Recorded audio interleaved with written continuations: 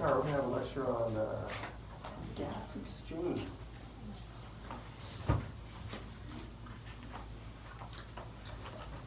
Let's see.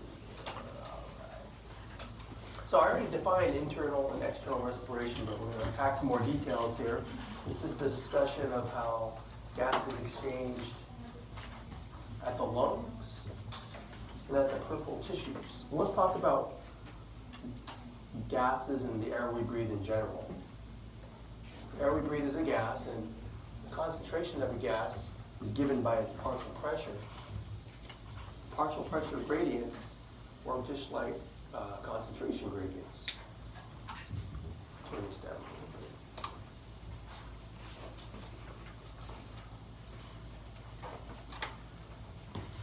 So the idea of a partial pressure gradient is we learned that in chemistry. Like, for example, if you have a gas mix, and you put the gas mix in a sealed canister like this one, if you have a variety of gases, say, for example, I won't think of real gases. Let's just say red dots symbolize a gas. Okay. Let's say that you have a blue gas.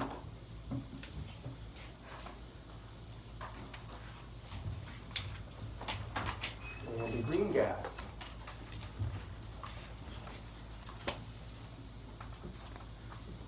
And that's your gas mix. And all those gas molecules are bouncing around, exerting a total pressure. And the total pressure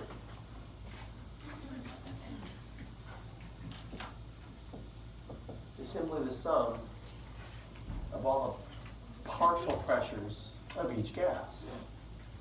So, for example, the partial pressure due to the red gas is 5. I won't use units, but I choose 5 because I put 5 dots on the board.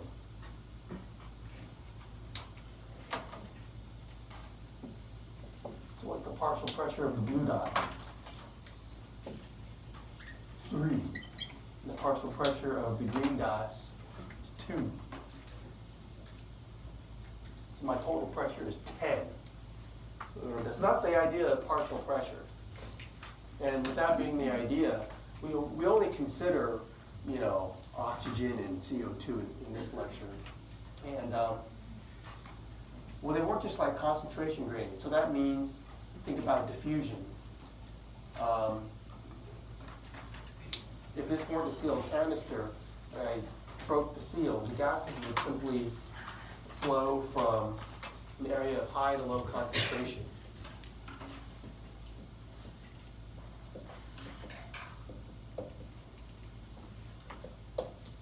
All right, gases diffuse from areas of high to low. Okay, so that's not hard to understand either. But let's start to look at real things. Here's the air we breathe at sea level, and then compare that when you inspire it, it gets deep into your lungs. The gas makes of alveolar air, and this is what is physiologically important. But first understand the air you breathe in. It's a gas mix of nitrogen, oxygen, CO2, and H2O. Barely any CO2 or H2O in inspired air. It's mostly nitrogen, oxygen. Okay. Now we live under an atmosphere of air, on the ground.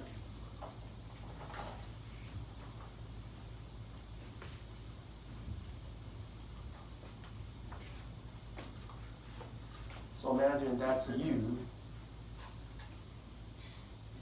on the ground, living under a column of air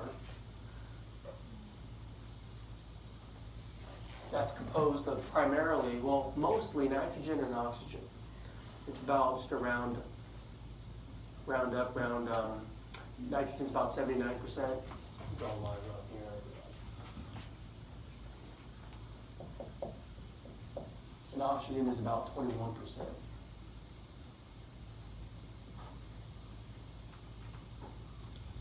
And the total pressure, 760.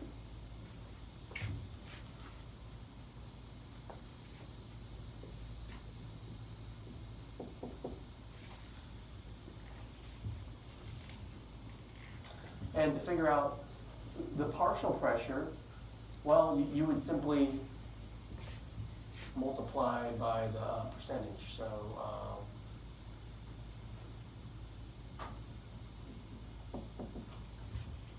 to figure out the partial pressure of oxygen,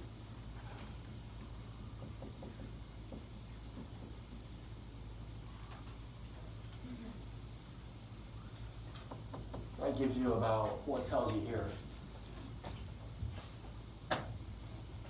About 160.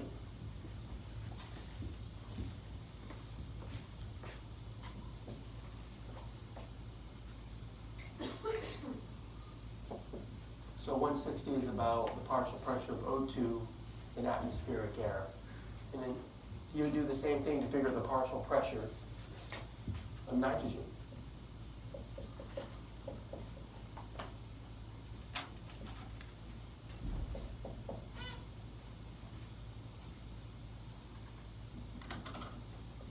.60 times 0.79, something like 600.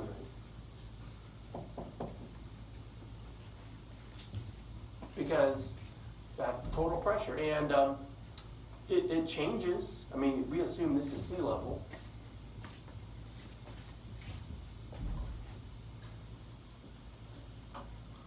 But theoretically, if you were to go lower, like say Death Valley, maybe the total pressure on top of your head is 770 millimeters of mercury. Or if you were to go higher, you know, the air would be thinner. And so the idea is at sea level, that's usually what we talk about, but you know, your altitude can change depending on where you are on Earth. Now the thing about it is, when you breathe in this air, you know, see how the numbers change? Just pay attention to the partial pressure of O2 and then CO2. It does change, and there's reasons why. When you breathe in inspired air, there's already air in your conducting airways, so that kind of, all the water vapor in there kind of dilutes it. So there's various factors, but let's write this down. Alveolar air.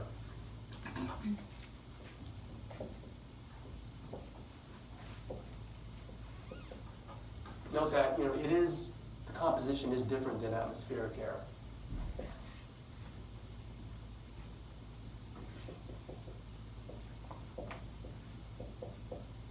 Don't bog yourself down with the details as to why. The alveolar air is different than atmospheric air.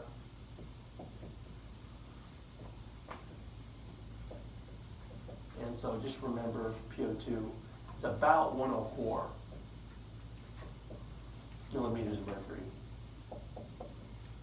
And the PCO2, the partial pressure, P is the partial pressure of that gas. It's about 40 millimeters of mercury. So those are the numbers that you should, you know, become familiar with. And I noticed this top number of 104, it changes a little bit. Sometimes books say it's 100, sometimes they say it's 103, but it's something like that. Okay, so that's alveolar air. And this next slide kind of shows you how, well, I said this in the first lecture, that the respiratory system, it uses the circulatory system for long distance transport of these gases. And so what they do is on the top of the figure, they show you the inspired air, and they show you how the numbers change to alveolar air, and they show the blood flowing by the alveolar spaces, making exchanges.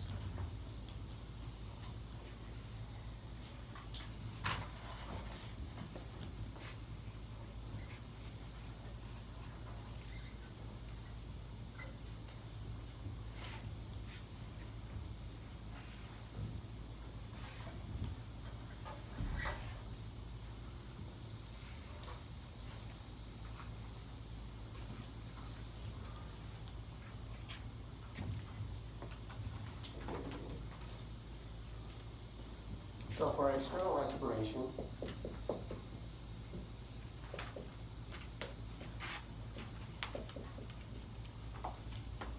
here's our alveolar air.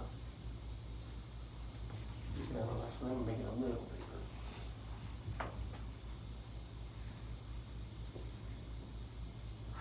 CO2 of 104 and PCO2 40. And units are always millimeters of mercury unless I say different. Now the blood circulating past this alveolar space is coming in O2 poor, CO2 rich. Well, let's look at the partial pressures now. And so blood coming in is PO2 40 and PCO2 45. And those are the numbers, but what I've been saying throughout the term is, deoxygenated blood, or oxygen poor, or oxygen rich. But now you know the numbers, 40 and 45. PO2 40, PCO2 45. That's what's going to flow past the respiratory membrane. And blood is going to be exchanged, gases are going to be exchanged. And the blood leaving will have a different composition of these partial pressures. Okay, so let's remember the idea. Gases are just going to flow down their concentration gradient. They're going to equilibrate. This gas in the blood gases will equilibrate with the alveolar air. So the gradient is such that the blood will pick up O2 and will dump CO2.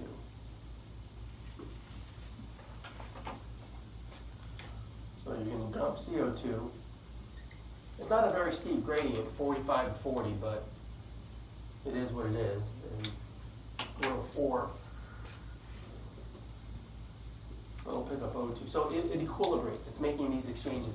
As long as you're not holding your breath, right? As long as you keep the alveolar spaces well ventilated by breathing. And, well, what you see is they change the numbers a little bit. It doesn't completely equilibrate. They say 100. Okay, let me scroll down, guys. So blood leaving is PO2 100, and then PCO2 40. So that is what the pulmonary veins collect, return it to the left heart, and the left heart pumps it to the peripheral tissues, where we have internal respiration.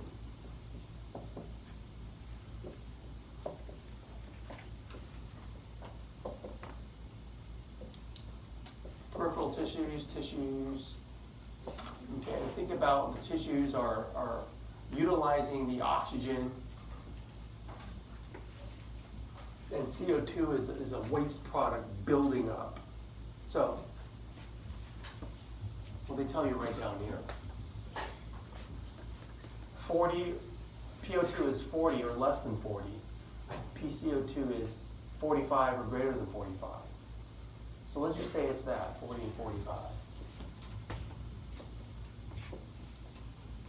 PO2 40, PCO2 45. And those are the conditions of the tissues. And then some of the systemic blood will flow by.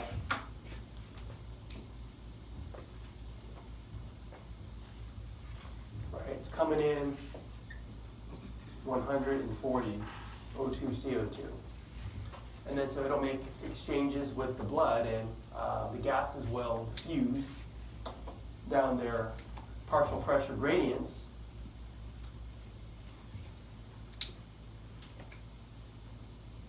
It'll drop off the O2 and pick up the CO2.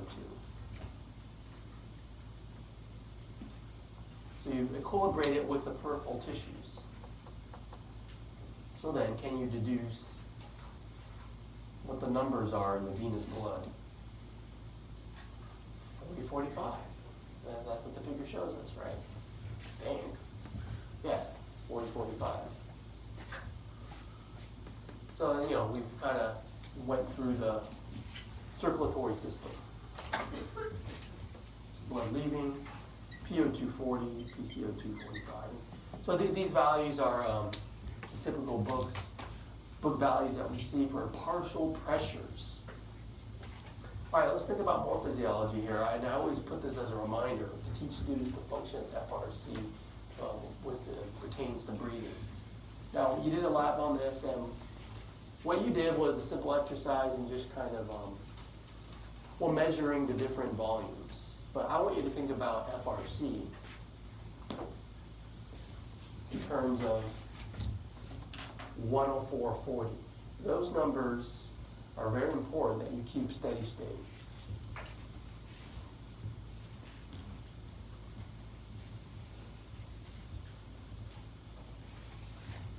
So these values keep steady state means you don't want them to change. Okay? Don't want fluctuations.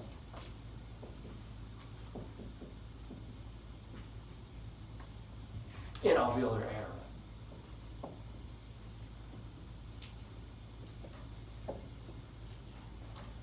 Why? Well, because then you have fluctuations in arterial blood. And up and down, up and down, up and down, that's not good. You want to keep a steady state. Now, the thing is, you may think, well, how can you do that? Because every time you breathe in and breathe out, you're changing it, aren't you? No, you don't actually. Normally, when you sit there and breathe, you live here in tidal volume. Okay, I mean, remember how stressful it was to breathe all the way in and then breathe all the way out? I mean, you usually don't do that. I mean, that's your capacity, but you usually live here. And you have this big reservoir, this big mixing chamber of air, even though you're breathing in and out here. And then this is called your FRC. The function of FRC is to help keep these values steady state.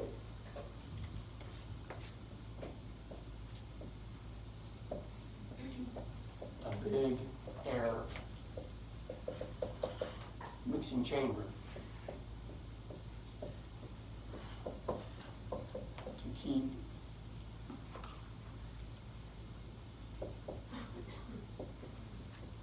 alveolar air, when I say steady state.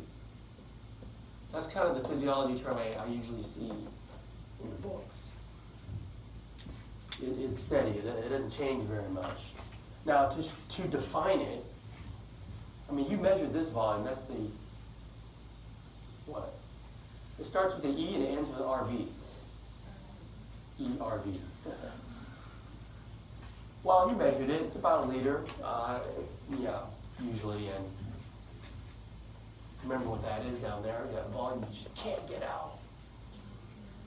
The residual volume. Altogether, it's about 2.4 liters, about 2 liters, something like that. So even though you breathe in and out, you got this big 2-liter mixing chamber that acts as a buffer. And so to learn about the function of FRC, write in your notes to note the slide.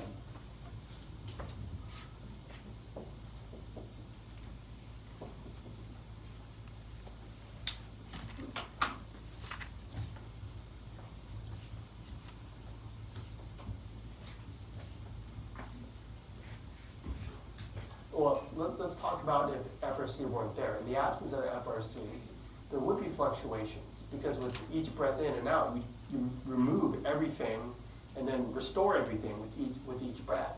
However, because FRC is there, let's say, for example, during inspiration, during the breath in, FRC buffers a big increase in O2 and pulmonary blood. Because when you breathe in, that's when you're delivering the oxygen. Okay? But also, during inspiration, FRC provides a reservoir for CO2 mixing. In other words, you can still deliver CO2 to the alveolus during a breath in. Okay, that might be counterintuitive. Usually you think you can only deliver it when you breathe off CO2 and breath out, but that's not true. You breathe in, blood is still dumping CO2 into the alveolar space. So both of those things are preventing these fluctuations that I'm talking about. And think about the same thing for a breath out. During expiration, FRC buffers a big drop in CO2 in pulmonary blood. And also during expiration, FRC provides an O2-rich reservoir, so you can still deliver O2 from the alveolus to the blood during a breath out. Okay. So know those 4 reasons. This is the function of FRC. So the gases are always exchanging, regardless if you're taking a breath in and breath out. Okay? And then because of the FRC, these numbers really don't change very much. So that's our steady state. FRC buffers against large changes in alveolar air. A buffer doesn't prevent change, it just kind of minimizes the change. So we ventilate, which means breathe, to keep partial pressures of alveolar gases at a steady state of about 104 and 40 partial pressure. The other thing to consider, since two things are going on, right? Air goes in and out, but your blood keeps going round and round. So the fancy way to say that is ventilation perfusion. Ventilation is breathing. Perfusion always means perfusion by blood. Okay? You're perfusing the alveolar spaces by making blood flow around it. So these things are coupled because you got to breathe to keep delivering O2. You breathe in, deliver the O2, you breathe out to eliminate the CO2. But then the perfusion should match it because the perfusion of the blood flowing by the alveolar spaces in the pulmonary capillaries, you're taking away the O2. Okay, that's what you want. And you want the blood to like deliver, to drop off the CO2. You don't need to get rid of that. So, well, an easy example to illustrate the value of the ventilation perfusion is, well, you can't make your heart stop beating, but you can hold your breath, right? You hold your breath, I still have a pulse, the blood keeps going round and round. So what you can see, if you hold your breath, like if I put a stopper on this. I mean, can't you see that if no fresh air is coming in, that the exchange will cease very quickly? For example, if you hold your breath for a minute,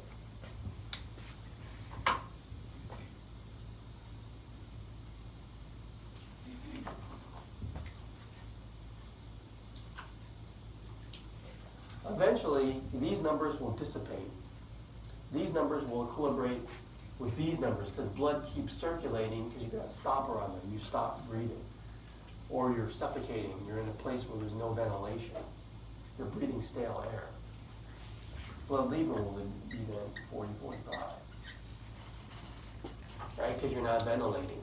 Right? So, you know, on a macro level, that's what I'm talking about. That's why you always need to keep breathing in. But you already knew that. You already knew that you need to keep breathing. But, well, let's kind of look at a more nuanced view of how the system intrinsically regulates ventilation and perfusion. It's very finely tuned. I can only hold my breath for a minute. I can't hold out any longer than that. I'll keep breathing again. And as long as you keep breathing, oxygen will diffuse into the blood, and well, then you ventilate also to keep the PCO2 low. Let's look at this figure here. Even if it gets mismatched a little, it'll autocorrect this ventilation to perfusion.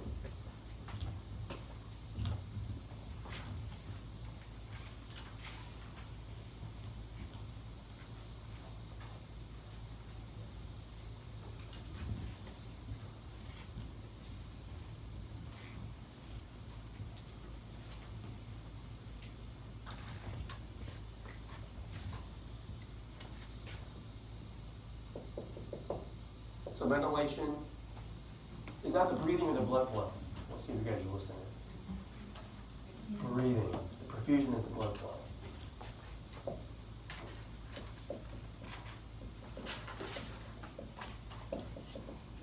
So these things are coupled, and it's illustrated if there's a mismatch. For example, in that first figure, the mismatch is, what happens if ventilation, what if you're underventilated? And then that means by default you're overperfused.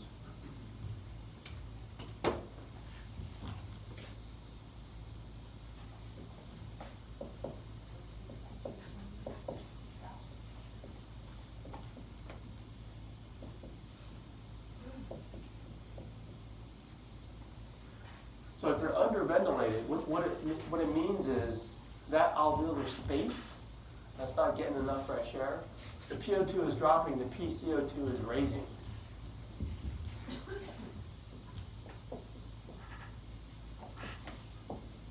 It's kind of like in that alveolar space, there's not enough air. And the alveolus. And so that's not good. You don't want to ventilate that part of the lung. You don't want to perfuse that part of the lung because it's underventilated. Because what's the goal of the respiratory system? Is to pick up O2. But if this alveolar air is not getting enough O2, you don't want to overperfuse it. You want to underperfuse it. You want to divert that blood to parts of the lung that are well ventilated. So, to correct, pulmonary arterioles constrict.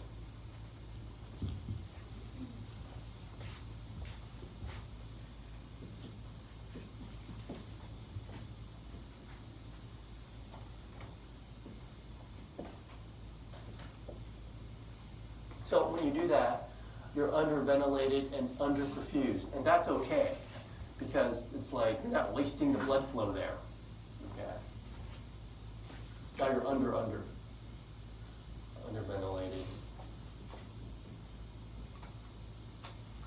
and you're underperfused. It was mismatched. Under, over, now under, they're coupled, right? You want to match it.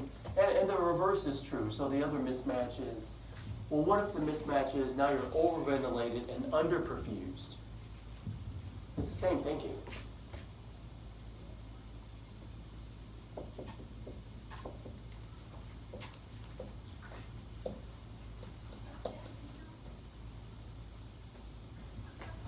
You have increasing amounts of oxygen there ready to be taken away, and some drop in partial pressure of CO2. And so for this case, hey, it's got the stuff. You want to like dilate those arterioles to match it. So I'll just say dilate, and it's going to be over.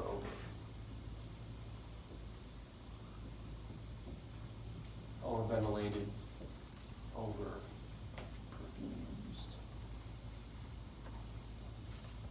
Now this makes sense to me. You got plenty of oxygen here. Let's divert more blood to where we can take away more O2 to where it's better ventilated. And but if you spend time thinking about it, you'll realize it's the reverse of what I taught you before. What I taught you before for the intrinsic blood flow in any other part of the body. If you're hypoxic, you dilate to let more blood in to prevent ischemia. That's what I taught you before. Remember that? That's not the case here because the function is different. The function is to take away the O2, not deliver the O2. If your job is to take away the O2, this is what you want to do. You don't want to put blood flow there. You want to divert the blood flow to where there's more oxygen to take away. Okay, so you have to remember that. This is external respiration. We're picking up the O2, we're not dropping it off. So they're coupled. Any questions on that? This coupling of the breathing and the blood flow. That's pretty basic. These exchanges, how long does it take? That's what I asked you there. How long does it take for the PO2 of alveolar air to equilibrate with the pulmonary blood? Gas diffusion happens in the blink of an eye. So it comes in 40. How long does it take to equilibrate so it leaves 100? Okay, so this graph, you can be able to answer the question. Blood's coming in, O2 port 40. It leaves at around 100 or 104. How long does it take? About a quarter second.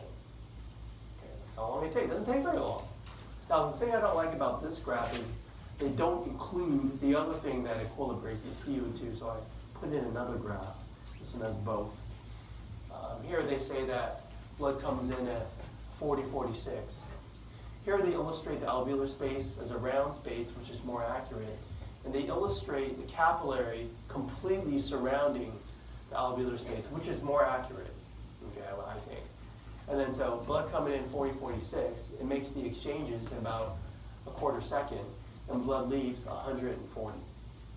Okay, so that's what this is showing you. You exchange with the alveolar space to pick up the O2 and drop off the CO2. The next slide. you want us to just note that the CO2 has to leave first before the oxygen can get loaded? I don't know that that's, Well, it looks like it from the transit time 0 to 25. Is what it looks like. I see what you're saying. No, that's not in detail. Okay. I just want you to remember, in general, the numbers change too. Yeah. Now we have to talk about how blood actually transports both of those blood gases. It can do it in a variety of ways.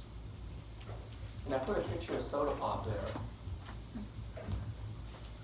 Because we're talking about PO2, which is gases just dissolved in a liquid. Because the air you breathe has to be pushed into a liquid form, or blood plasma. And it's similar to carbonating your beverage. You have to push gas molecules across the air-liquid interface.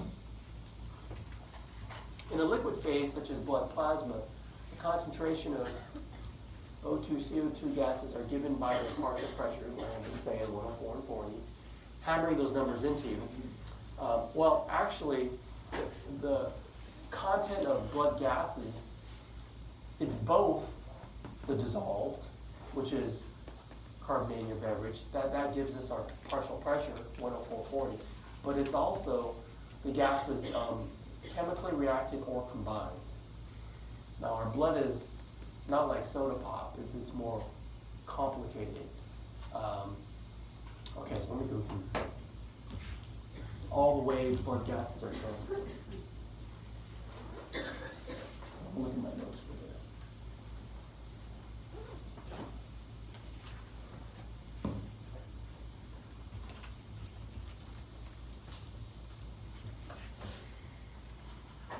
Let's see here.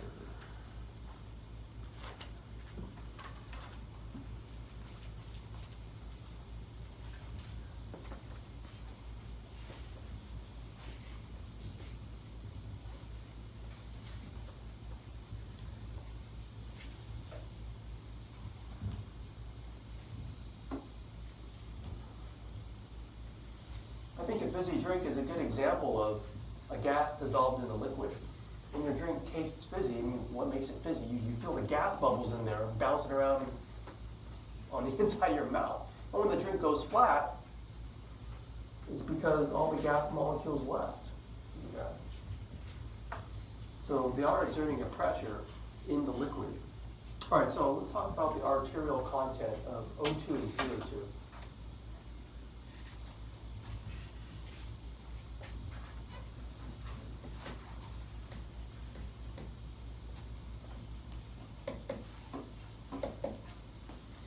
Let me give you a number here. So 100% of the oxygen in your blood can be given by a textbook number, usually expressed as 20 mils of O2 per deciliter of blood. Okay, let's consider that figure our 100% in human blood, typically 20 mils of O2 per deciliter. Now, how it breaks down is that about 1.5% of that is dissolved.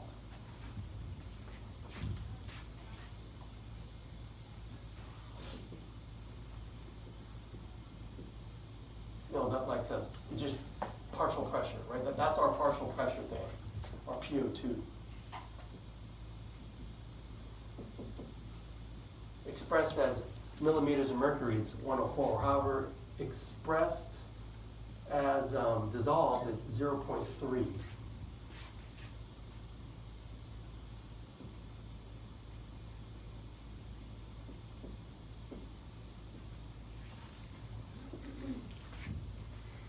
So 98.5% of O2 is actually bound to hemoglobin.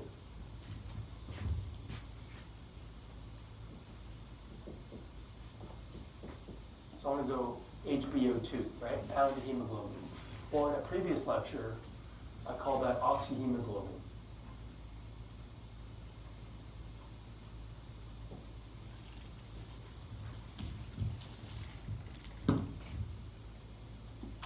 So that's like the other, okay, well you tell me.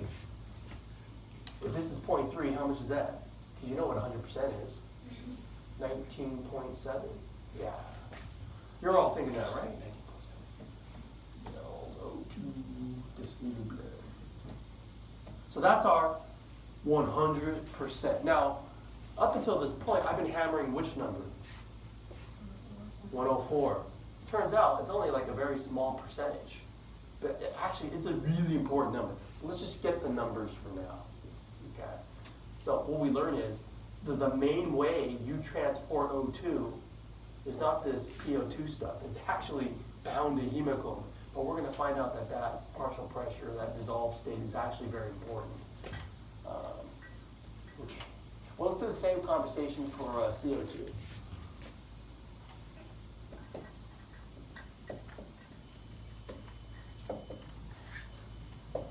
So 100% CO2 in the blood turns out something like 60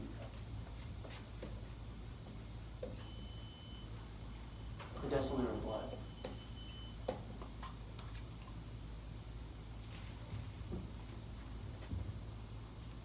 So for O2, there's two ways it's transported, either bound to hemoglobin or just dissolved.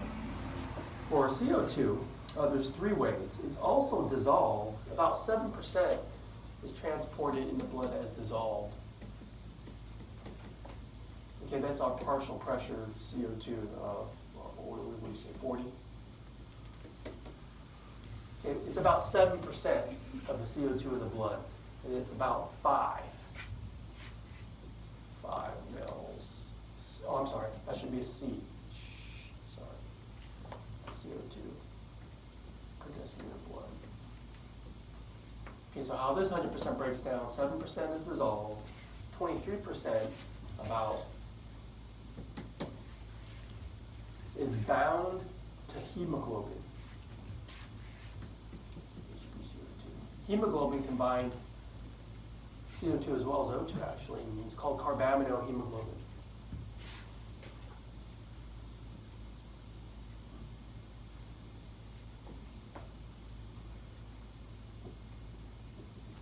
Carbaminohemoglobin. So another way to express that, it's about 15 mils CO2 per deciliter of blood. Turns out the most CO2 is actually transported in the blood in the form of bicarbonate, about 70%. So 70% is in the form of HCO3, full negative charge. That's bicarbonate.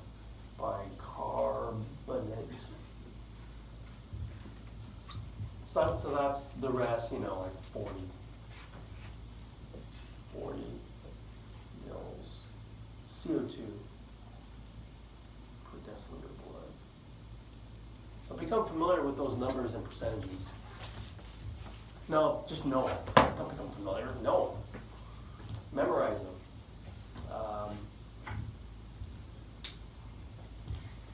So any questions of what I just did? I gave you a breakdown of how all the gases are transported in the numbers that are typically reported in your book. For O2, it's like 98.5%, 1.5% bound to hemoglobin or dissolved. So the partial pressures are only referring to the dissolved, right? Because if you're chemically reacted or combined, you cannot exert a pressure because you're like in another form or bound to another molecule. You can't. Yeah, okay, well anyways. Those are the numbers. That's how it breaks down. Let's kind of consider this. Let's pretend. Well, you don't have to pretend. There's actually an ice fish. I don't know exactly where it is. Somewhere in the Arctic. It's so cold that that fish has yellow blood. It doesn't need hemoglobin. It's easier to push a gas molecule into the liquid phase with cold temperatures. So they actually have evolved to like not even have hemoglobin. But we have red blood. We don't have yellow blood. But let's pretend we had yellow blood. There's no hemoglobin. So what could you do? Well, all you can do is equilibrate with this. And then your PO2 will be 100. And then the amount of blood that the oxygen would have would only be what you could dissolve into it. The 0.3 mils per deciliter. Now this figure uses a different unit. They use per liter. I use per deciliter, so it's off by a factor of 10.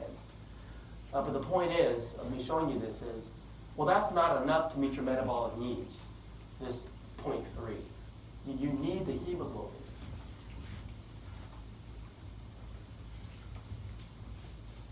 So they illustrate hemoglobin as these little 4 square circles. I want to erase these numbers now.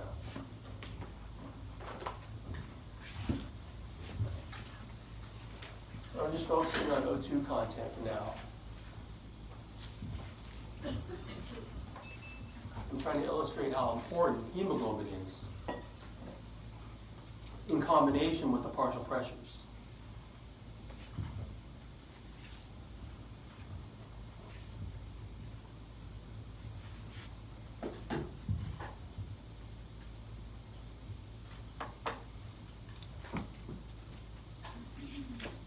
So they draw hemoglobin as this little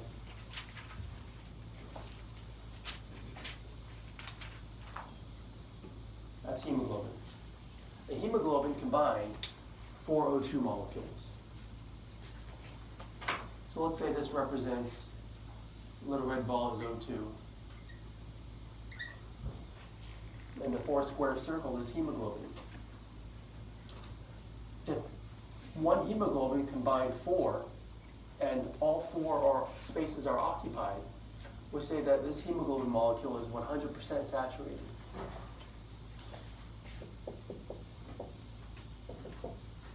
Saturated is the word. You combine 4, and it has 4 bound to it.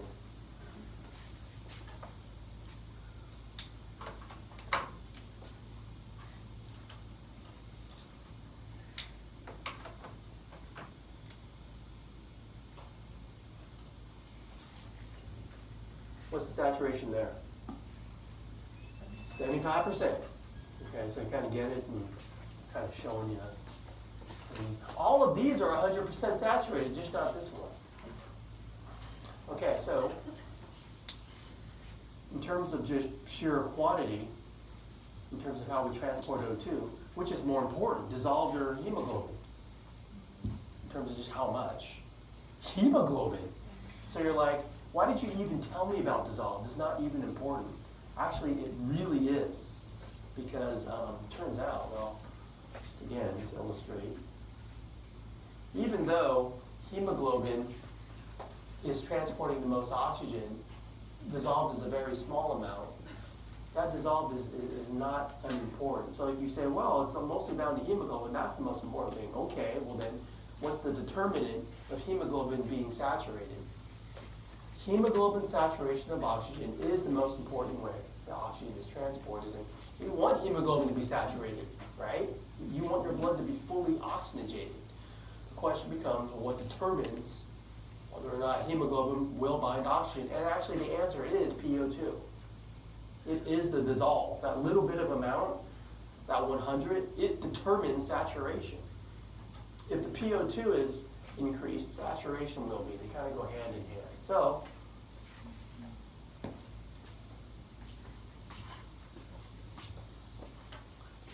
saturation, it's determined by PO2.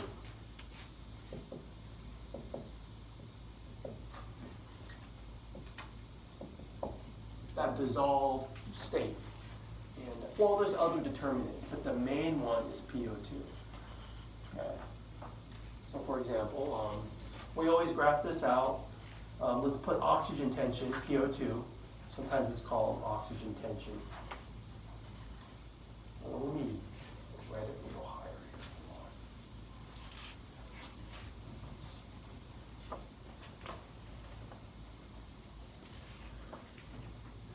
here. PO2, or sometimes it's referred to as oxygen tension. We've been saying it's in arterial blood is about 104, but let's just kind of graph it out. And let's graph it against hemoglobin saturation, HB sat. And this is a percentage. but PO2 is usually presented in millimeters of mercury. Okay, but let's forget numbers now. Let's kind of like,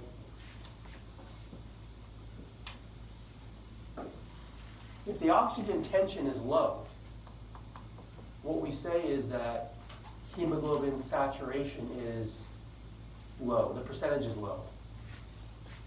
Put a point there. So therefore, the trend is, what if oxygen tension is high? What will saturation be? High. The question becomes, what's the relationship from low to high or high to low? And, well, it would be easy to think that it's a linear relationship. Don't write this, because it's not. But you would assume it's something like that, right? If oxygen tension is high, that's high. This is low, that's low. And that's true, but it's not quite a straight line. So that's the next figure. Now just look at the red line. Ignore my labels here. Does that look like a straight line? No, it's not a straight line. They call that sigmoid shape. Okay. And here's oxygen tension in millimeters of mercury. Okay, so that 100 is not a percentage, right? It's just millimeters of mercury. But on the y-axis, that is a percentage. That's 100% saturated.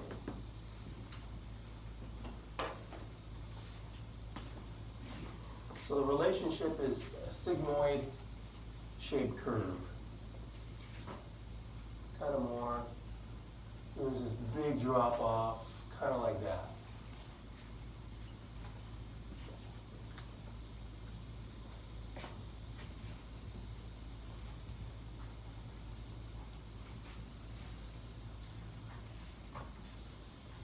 So they call this the oxygen hemoglobin saturation curve. This one here. O2 hemoglobin saturation curve. So we're learning the relationship of oxygen tension versus hemoglobin saturation. I erased it, I shouldn't have. It's a percentage. So this is 100% up here. And let's change these numbers. It's about 100. So there's some things that we can learn from this curve. I have some things kind of pointed out to you here. Like for example, this part here, it's more or less flat. It starts to drop off a little bit, but they call that part of the curve where it kind of stays up here, almost saturated, plateau.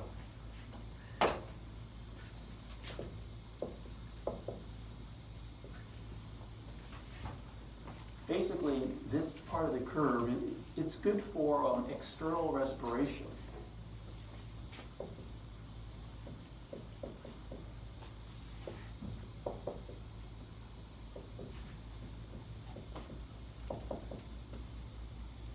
Let's remember, was that gas exchange at the tissues or the lung? Lung. Let's think about that. Okay, do that. What do you want to do at the lung? So you want to pick up O2 at the lung, right? You don't want to deliver it. You want to pick up the O2. Well, let's just think of that. Okay, so I got some numbers here. Let's say you're at sea level, and typically at sea level, the partial pressure is about, 100.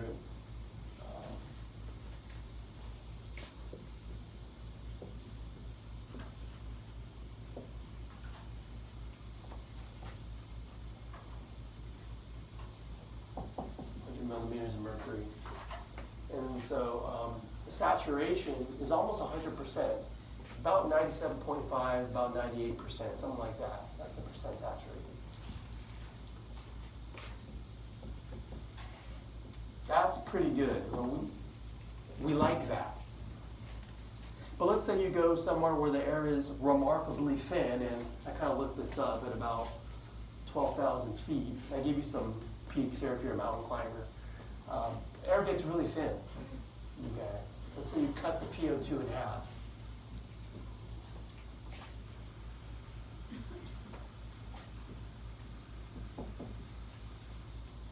The partial pressure is 50. Saturation, it doesn't drop, it doesn't cut in half. It kind of stays relatively high at about 83.5%. And that's a really high elevation too.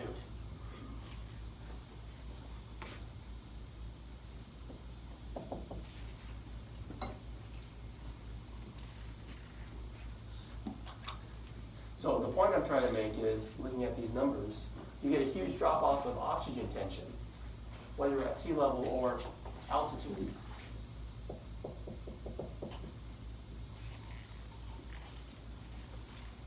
So that's kind of the terminology that's used. I mean, I'm not going to say high altitude, low altitude. We don't, aviators use those terms. We don't. When we're on the ground, we say sea level. But if you're up in the mountains, we say altitude, okay, where the air is thin. And so that's pretty good. No matter where you are, on the ground or on the mountain, you stay relatively saturated. Okay, it's still pretty good. Doing pretty good there.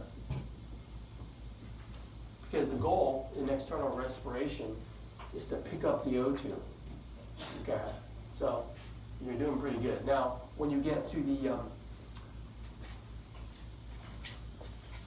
internal respiration, what's the goal? Do we drop off the O2 or do we pick it up? For internal respiration, you drop it off. All right, now this part of the curve, where it starts to drop off, that's the steep slope. That's actually good for internal respiration.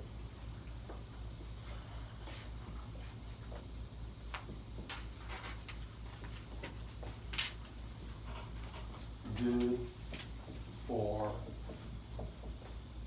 internal respiration.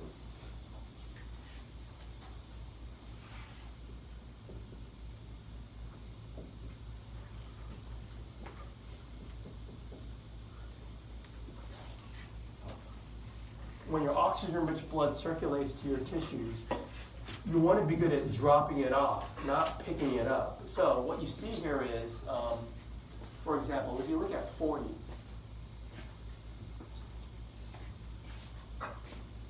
if the oxygen tension is 40, what's the saturation? 75%.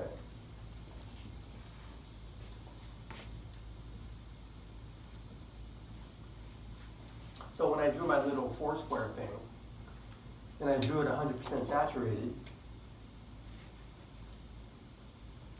when this circulates to a place where the oxygen tension is lower, say 40, how many get off the bus? One. Boop. And I go to the tissues because they need it.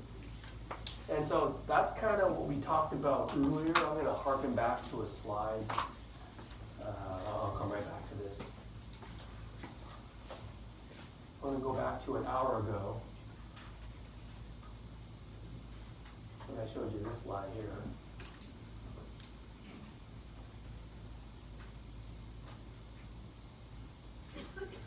Remember we did this, and what's the PO2 in the tissues? It's 40. So when you get to that area, the reason why you drop off the O2 is because it's like, well, when it's 40, hemoglobin is 75% saturated, so you're able to drop it off. It might be less than 40, but I use 40. That's usually the condition of rest. It's about 40. So oxygen-poor blood is actually 75% saturated. But okay, let me go back to where I was.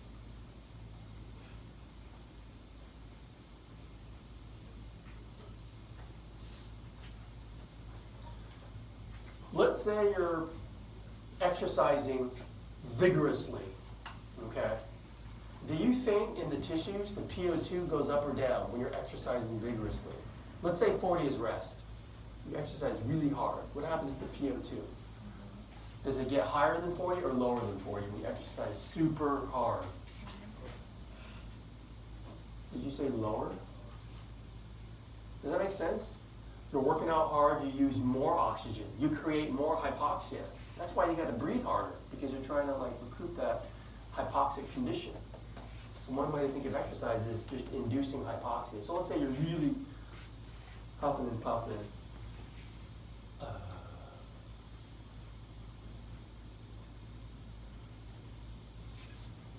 To 20. You have a steeper gradient if PO2 is 20. What's saturation? About 35. So I can't illustrate 35% on this, but the point is that you dropped off more. Okay, another one gets off the bus, and maybe another one gets off, and you're less saturated because you're just dropping off more oxygen to be delivered to the working muscles. So that's good to have this steep drop off. You'd be more efficient at dropping it off as the oxygen tension gets lower and lower and lower. Okay. So any questions about the whole plateau and steep slope? One's good for external, one's good for internal respiration.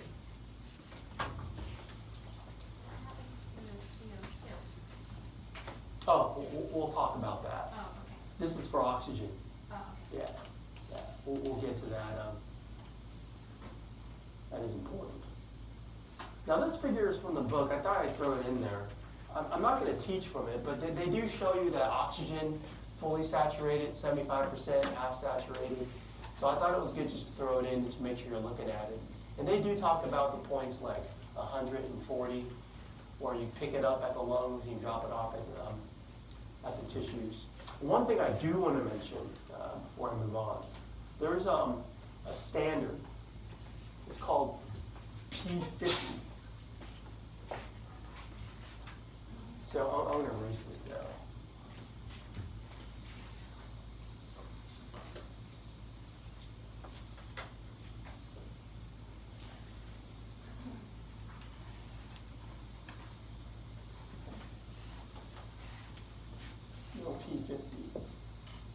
P50 is the oxygen tension, which provides 50% saturation. Well, I should preface this by saying, under normal conditions,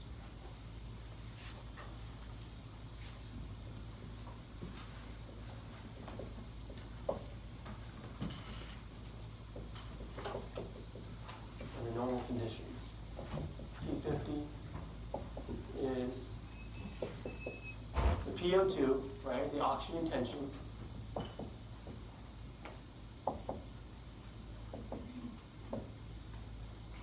which provides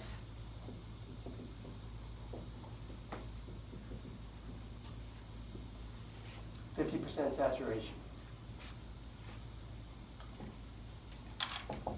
50% HB saturation.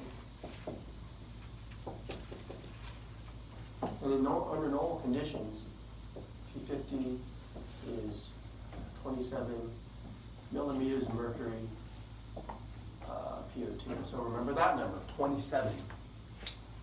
It's not on the graph. I don't like that. 50% saturation is not shown here. It's somewhere in between there, right? So it's like 27. I'll just tell it to you. All right, let's take a break, and when we come back from break, there will be more things to talk about in terms of hemoglobin saturation. Come back at 9 o'clock.